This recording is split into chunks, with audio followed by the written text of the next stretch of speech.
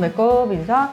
안녕하세요. 안녕하세요. 이클립의 문희정입니다. 이학범입니다. 2023년 국정감사 종료됐습니다. 네. 그런데 근래 몇 년간 확실히 좀 느껴지는 차이점이 뭐냐면은 국정감사에서 동물 관련 주제가 굉장히 많이 다뤄지고 있습니다. 네. 점점 비율이 늘어나고 있는 게 확연히 차이가 느껴지는데 네. 자, 올해도 많은 의원들이 동물 관련해서 이야기를 다뤘는데 저희가 또 동물 전문 방송 아니겠습니까? 올해 국정감사에서 과연 어떤 동물 이야기가 나왔는지 좀 정리를 해서 전해드리도록 하겠습니다. 네. 자, 우선 국립수의대 동물병원 초진비에 대한 언급이 있었어요. 네, 더불어민주당 안민석 국회의원이요. 전국 9개 국립대학교 동물병원의 입원비, 초진비 현황을 공개를 하고요. 네. 9개 대학 동물병원의 반려동물 초진 진찰료가 최대 5배 이상 차이가 난다고 지적을 했습니다. 자, 그런데 이 진료비 차이만을 얘기한 게 아니었어요. 지역에 있는 대학동물병원의 열악한 상황에 대한 언급도 있었거든요. 맞습니다. 이 9개 국립대 수의대 동물병원 중에 4곳이 지난해 이제 적자를 봤다고 해요. 그래서 안민석 의원이 이런 얘기를 하면서 정부에다가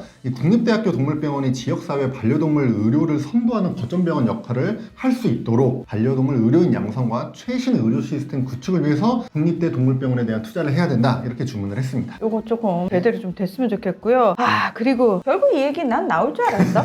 가축방역관 부족 문제 또 지적이 됐습니다. 국민의힘 이달군 국회의원이 2년 연속 국정감사에서 가축방역관 처우 개선 촉구했습니다. 네, 맞습니다. 이 자료에 따르면요, 이제 올해 가축방역관의 미충원율이 41.1%로 처음으로 40%를 넘어섰습니다. 적정 인원이 TO가 1954명인데요. 군 대체 복무를 하는 공중방역수의사 310명까지 포함을 해도 수의직 공무원 가축방역관이 1152명에 그친 거죠. 적정 인원 대비 이제 부족 인원 비율이 지역별로 보면은 경상북도가 142명, 53.8%로 가장 많았고요. 경기, 전북, 전남이 그 뒤를 이었습니다. 네, 여러 차례 언급해 드렸는데요. 가축방역관 부족과 기피 현상이 좀 심각해지고 있어요. 실제로 경상남도의 연도별 가축방역관 모집 인원과 지원 인원 현황을 좀 살펴보면은 2020년에 31명 모집에 지원자가 23명밖에 안 됐어요. 네. 미들된 거죠. 네. 그리고 2021년에도 37명 모집에 지원자 24명밖에 안 됐고 2022년 42명 모집에 지원자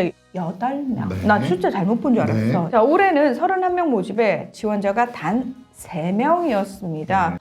수의사들의 가축방역관 기피 현상 진짜 심각하다라는 걸 볼 수 있는 지점인 거죠. 맞습니다. 그래서 이달권 의원도 이제 뭐라고 했냐면은 해마다 법정 가축전염병 발생 빈도는 증가를 하고 있는데 가축방역관 부족으로 제대로 된 대처를 할 수가 없다. 그래서 농림수산식품부에 가축방역관 처우 개선 등을 보다 적극적으로 해결할 필요가 있다. 이렇게 강조했습니다. 처우 개선이라고 해서 저기 수당 10만 원 올려주고 그런 짓 하지 마시고요. 네. 전반적인 처우 네. 개선. 장관님의 그 견해를 말씀해 주십시오. 위원님 말씀에 저도 100% 공감을 하고요. 그 우리나라의 국격도 있고, 그 다음에 동물 복지 문제도 있고, 그렇기 때문에 이제 이 시점에서는 사실은 이제 종식을 해야 된다 이렇게 생각을 하고요.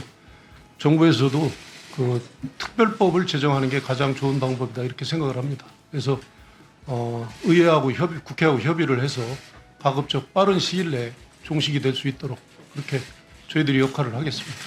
자, 다음으로 개식용 문제입니다. 안병길, 안호영, 어기구, 윤미향 무려 4명의 의원이 농식품부 장관에게 직접 개식용 문제 해결을 촉구했어요. 맞습니다. 그 사회적 합의 기구죠. 개식용 문제 논의를 위한 위원회가 몇 년째 활동을 했었어요. 근데 이제 합의를 못 내리고 있는 상황인데요. 이런 점을 지적을 했고요. 의원들이 또 이미 개식용은 현행법 상으로도 위반이다 이런 지적도 했고요. 개농장들 중에서도 폐업을 원하는 전업을 원하는 곳들이 있다. 그럼 그렇죠. 어떻게 지원할 거냐 이런 것들을 이제 계속해서 질의를 했고요. 정황근 농식품부 장관도 직접 이제는 개식용을 종식해야 될 때고 개식용 종식특별법 제정에 찬성한다고 답을 했습니다. 자, 그리고 미허가 동물용 의약품 유통에 대한 문제도 나왔습니다. 더불어민주당 서삼석 의원이 해외에서는 허가돼 있지만 아직 국내에 출시되지 않은 약들이 불법적으로 유통이 돼서 일부 동물병원에서 이미 사용이 되고 있다. 이 부분을 지적을 한 거예요. 맞습니다. 항암제인 온셉트, 또 팔라디아, 또 고양이 골관절염 치료제인 소렌시아, 개 골관절염 치료제인 리브렐라 이게 사실 다 다 해외에서 굉장히 유명한 약들이거든요. 네. 이미 다 허가를 받아서 동물병원에서 많이 사용되고 있고 약효도 입증된 약들입니다. 근데 아직까지 국내에 이제 인허가가 안 됐어요. 그래서 이런 약들이 효과가 입증됐다 보니까 이제 좀 불법적인 유통 경로를 통해서 동물병원에서 입수를 해서 좀 사용하는 경향이 확인이 된 거죠. 그래서 정부가 이런 미허가 동물용약품 사용 현황을 실태 조사를 하겠다고 했습니다. 그러면서 동시에 이런 약들이 우리나라에서도 조금 빨리 인허가를 받아서 합법적으로 쓰일 수 있게 노력을 하겠다고 얘기를 했습니다. 빨리빨리 일 좀 하시고요. 네. 자, 다음으로 전북대 수의대 전과 추진 논란입니다. 이거 저희 위클리벳에서도 다뤘던 기억이 나는데 지난해요. 전북대 수의대에서 결혼 4명이 생겼는데 전북대 내에 다른 학과들 학생들 중에서 전과생을 받아서 채우려고 했다가 반발이 어마무시하게 거세지니까 전과생을 아예 선발하지 않았던 바로 그 내용인데요. 네. 국민의힘 정경희 의원이 이 문제를 한 번 더 지적했습니다. 맞습니다. 수의대가 편입은 허용을 하지만 전과를 허용하는 사례가 이제 없거든요. 전부 10개 수의과 대학이 모두. 근데 전북대가 이걸 하겠다고 했다가 이제 난리가 났었죠. 네. 대자보도 붙고 난리가 났습니다. 근데 이 정경희 의원의 지적 사항을 따르면요. 전과 공고하기 직전에 운영 지침을 이제 수의대도 받을 수 있도록 개정을 했고요.